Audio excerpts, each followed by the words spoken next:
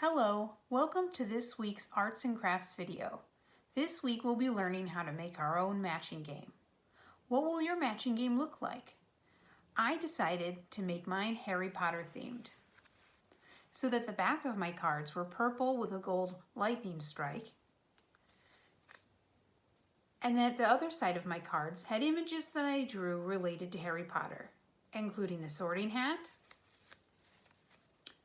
the golden snitch, floating candles, and more. Maybe you have a favorite video game, movie, or book.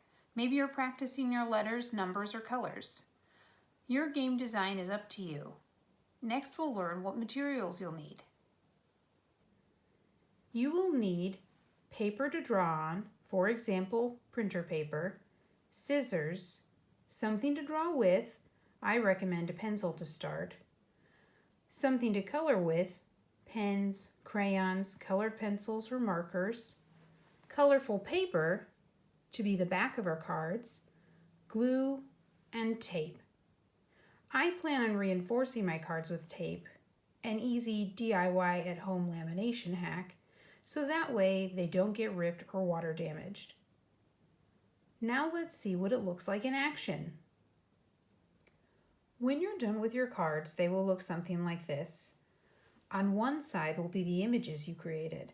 On the other side will be the colorful paper to serve as the back of the cards so that the cards are not see-through. Next, we'll go over the basic rules for a matching game. The matching game is played with 2 players. First, you mix up the cards. Then you lay them in rows, face down. I have a total of 20 cards, so I will have 4 rows of 5.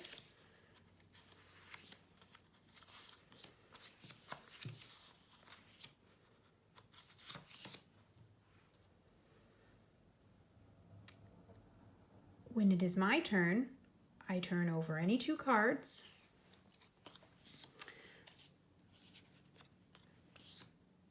In this case, I have floating candles and the other floating candles card. If the 2 cards match, then you keep them. So I'll go ahead, grab these 2 cards.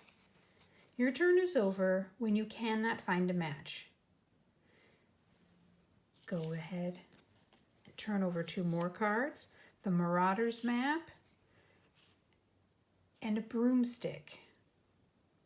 If they don't match, you turn them back over. Go ahead and turn these back over.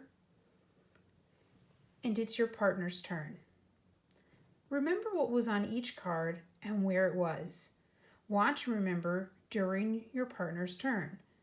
The game is over when all the cards have been matched. The player with the most matches wins. Now that you know how to play, find a partner and try out your new matching game. Thanks for learning how to make a matching game with me today. Share photos of your game when you're done. I can't wait to see what your games look like. Check back next week for another Arts and Crafts video. Until next time.